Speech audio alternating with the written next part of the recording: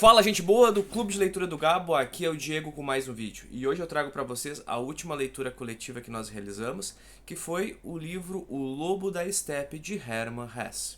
Bom, inicialmente eu queria dizer que eu demorei a me fisgar pela obra. No início eu tive uma certa dificuldade em dar continuidade à leitura. Eu lia 2, 3, 4 páginas e queria desistir. Todavia, passado umas 30 ou 40 páginas, eu já não conseguia mais parar de ler. Eu queria saber aonde que iria finalizar essa obra.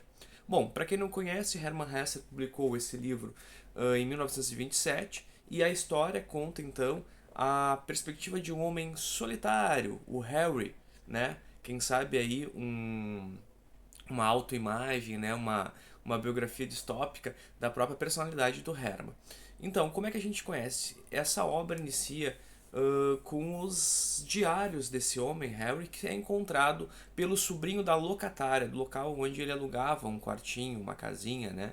E ele vai começar a ler essas anotações, né? E já de quebra ele já nos diz, já nos dá a entender que o Hermann é um homem doente, um homem que na perspectiva pequeno burguês do sobrinho não consegue viver bem em sociedade, um homem que é bagunceiro, um homem que não tem as preocupações do trabalho e da produção da burguesia, é um homem que não se ajusta. E é muito interessante nessa perspectiva que o próprio sobrinho vai dizer que ele é um intelectual distante e doente, averso a toda a sociedade. E ele até nos dá uma perspectiva de que todas as anotações seriam fantasias parcialmente doentes, belas e pensativas, né? O que nos faz entender se realmente aquelas anotações são verídicas, são verdadeiras, ou são deturpadas pela doença do homem ou pela doença daquele que o lê e não compreende as limitações ou possibilidades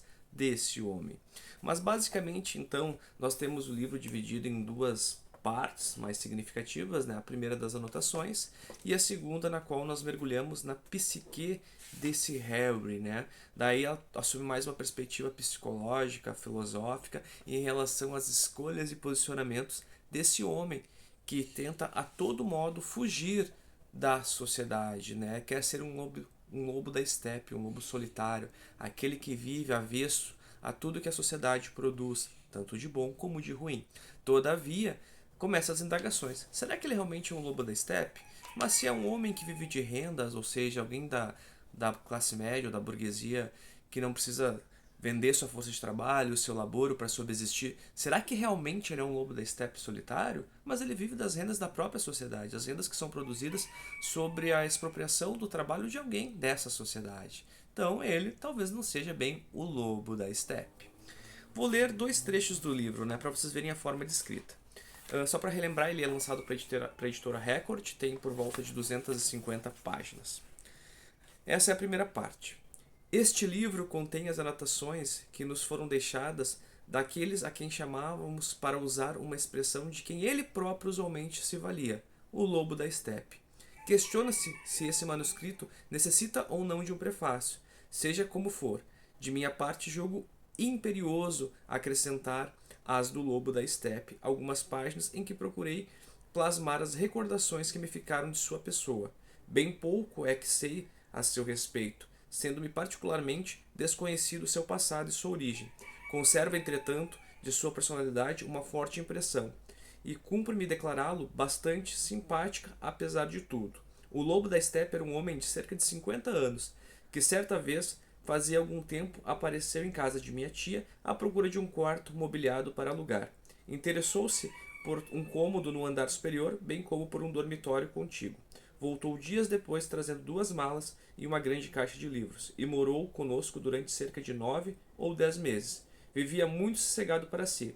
Não fosse a proximidade de nossos dormitórios nos proporcionar ocasionais encontros na escada e no corredor, e não nos teríamos conhecido, pois o homem era de fato insociável. Então aqui é o prefácio ali, né, do próprio sobrinho da locatária falando sobre o Harry, né, sobre o nosso lobo da estepe. Logo depois vem as anotações e depois vem toda aquela parte mágica e utópica da própria reinterpretação do Hermann em relação à sociedade. O Tratado do Lobo da Estepe, então, é um ensaio filosófico-psicológico que mergulha para entender a personalidade do indivíduo, a personalidade do Harry, né? E a parte mais interessante seria lá pelo final, né? Não lembro qual é a parte aqui, não consigo encontrar, que nós chamamos do teatro mágico, né? Que seria aquele espaço que afasta a sociedade, né? Ou onde nos permite ver a natureza ou a multifacetariedade do homem, do indivíduo. Então, daí nessa parte, nós nos debruçamos com o Lobo da Steppe se defrontando com outros personagens que aos poucos vão nos parecendo reinterpretações dele mesmo, ou seja, a forma dele lidar com as limitações e dificuldades, com as suas contradições, é vislumbrar outro personagem. E daí esses personagens, de certa forma, mostram também até uma luta em relação à própria sexualidade do Lobo da Steppe. Lá vai aparecer uma mulher chamada Hermínia, né, que, ao meu ver, é uma reinterpretação dele. O próprio nome, iniciando com as mesmas letras, né, seria uma dificuldade da aceitação da própria sexualidade. Ele, né, que ao meu ver, daí eu chego à conclusão que o Harry seria alguém com bissexualidade, né, que teria atração, tanto que o não aceitar da relação do Pablo, né, que o Pablo, a Hermínia, ele convidam para ter um caso e ele fica meio assim, não quer aceitar, talvez seja até uma própria negativa da aceitação dele do interesse pelo Pablo. Então, assim, não é que não existam alguns desses personagens na vida real, mas na parte do teatro mágico, na parte que antecede ali, eles são reinterpretados a partir da visão do próprio Harry. Vamos ler um trecho. Uma recordação dessa última parte. Despertou dentro de mim, palpitante, e não durou mais que um segundo. Hermínia, na mesa de um restaurante, entregue inteiramente à conversação, esquecida dos vinhos e da comida, com um olhar terrivelmente sério, quando disse que se tornaria minha amante, somente para que pudesse morrer por minha mão. Uma pesada onda de angústias e obscuridade inundou o coração de súbito. Ergueu-se outra vez diante de mim, logo sentindo mais íntimo a última chamada do destino. Desesperado, meti a mão no bolso para tirar as figurinhas, para praticar um pouco da magia e restabelecer a ordem de meu tabuleiro. Mas as figuras já não estavam ali. Em vez delas, tirei o bolso um punhal. Mortalmente horrorizado, corri pelo corredor, passando diante das portas, e me diverti em frente do monumental espelho e olhei bem no fundo dele. Lá dentro estava um formoso lobo da minha altura, sereno, com os olhos inquietos, timidamente a brilhar. Olhou vacilante, sorriu um pouco, deixando ver um momento a língua rubra entre o focinho partido. Então aí essa tentativa da Hermínia pedir a sua morte, talvez não seria uma tentativa do Harry matar parte do que ele é, parte do que ele busca ser e que de alguma forma a sociedade lhe cerceia, lhe cria privações de termos psicológicos, termos social. Eu acho que é muito interessante. Sobretudo, né, então chegando mais ou menos à linha final, é um livro então que a gente vai percorrer a mente de um homem do século passado, do início do século passado, da década de 20 do século passado, com todas as limitações que a sociedade da época lhe impunha.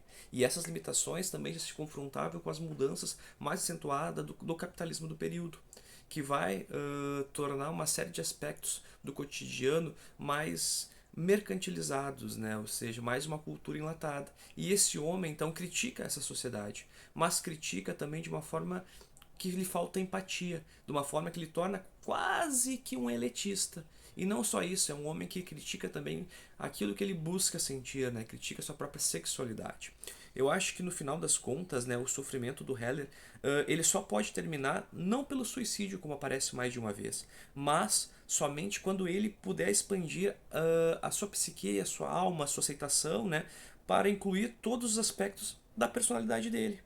E quando ele aprender a aceitar a vida e as outras pessoas como elas realmente são, com as suas limitações. Ou seja, elas podem ser pessoas fugaz, pessoas que de alguma forma apresentam alguma superficialidade pelas condições de existência e sobrevivência, mas ainda assim são pessoas que travam a sua existência a partir de uma realidade. Limitar ou criticar ou de alguma forma desfazer aspectos culturais daquilo que elas lhe têm como mais significativo é de certa forma elitizar e não mudar. Então o lobo da steppe, ao criticar a sociedade sem de alguma forma tentar buscar a superação dela, ele acaba sendo um pouco elitista. Mas também é aquele indivíduo que em algum momento vai entender, ao meu ver, que algumas coisas dentro da sociedade têm que ser levadas não de maneira rígida e dura, mas sim aceitando as suas limitações e rindo. Nem tudo pode ser levado a sério, porque se tudo sério for, nada pode ser sentido, nada pode ser vivido. Então eu acho que essa é uma das reflexões mais interessantes. Saber viver em sociedade, saber buscar as suas mudanças, mas saber também sentir a beleza, saber também poder rir diante das suas limitações, diante das limitações da própria sociedade. Então, O Lobo da Estepe é uma obra que tem um forte caráter psicossocial, que questiona a sociedade burguesa, ao mesmo tempo que questiona as nossas limitações ao questionar essa sociedade. Será que muitas vezes não somos elitistas? Será que muitas vezes não matamos uma parte de nós para atender o gosto coletivo e social? Será que só conseguiremos ser felizes se assim conseguirmos aceitar as limitações do outro e das nossas próprias? Que não existe um suicídio, não podemos nos matar todo dia, não podemos matar nossas múltiplas versões. Temos que aceitar, entender e viver a partir dessas diversidades que nós mesmos somos, né? Talvez a nossa metamorfose ambulante que apresentamos na nossa existência. Fica a dica, super vale a leitura. Eu não consegui terminar antes de ler do encontro, então assim, faltavam umas 10, 15 páginas. Foi interessante porque depois que eu fui terminar, então, ler as últimas páginas, já tinha uma série de perspectivas que me marcaram a minha interpretação. Até a próxima, pessoal. Não esqueçam de curtir e compartilhar.